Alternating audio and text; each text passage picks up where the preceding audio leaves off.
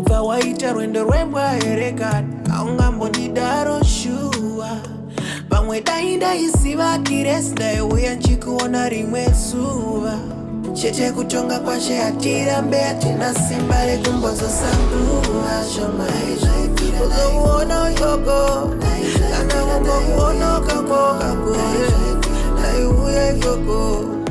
01 hour, Ashnadawa 01 hour, Naru Uona kweyo Na iuye yoko Ni utesha iwe watini wane